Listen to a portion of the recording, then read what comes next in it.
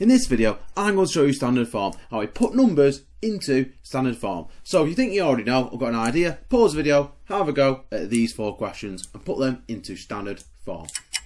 Right, okay, should we have a little go at that one? So, 5,000 then, how to put it in standard forms? All you have to do, you put a number between 1 and 10. So the first digit's got to be between 1 and 10, and then times by 10 to the power of, how many digits come after the 5? 1, 2, 3, to the power of 3.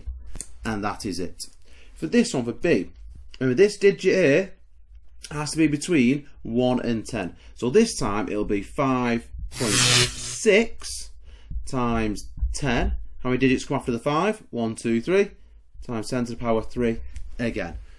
Right, C. So, similar, 5.65. Remember, this number has to be between 1 and 10, multiplied by, so how many digits after the 5? 1, 2, 10 to the power of 2. This video, so 5.65 it'll be on this one, 5.65 times by 10, how many digits come after the 5? 1, 2, 3, 4, and that is it. Let's go through a few more examples so you can see it going another way.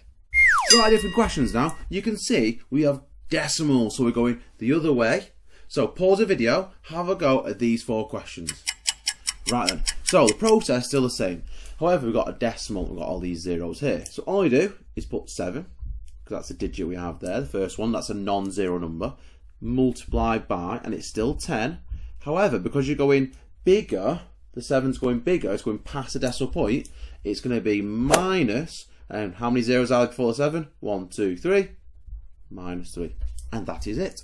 Like this one. So we've got 7, 3, so it's going to be 7.3 times 10 to the power of 1, 2, 3, minus 3. And that is it. Like this one. So it'll be 7.86. Remember, this number has to be between 1 and 10. 7.86 multiplied by 10 to the minus 1, 2, 3, 4, 5, and that is it. These marks usually 1, maybe 2 marks in an exam.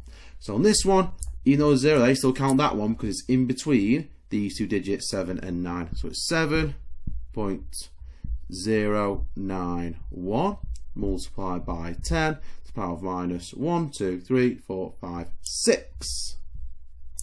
In this video, I've shown you how to use standard form. I would recommend heading over to this playlist where you'll see loads more maths, tips and tricks that you can take next time you're in the classroom. Thank you for watching, take care, and I'll see you next time.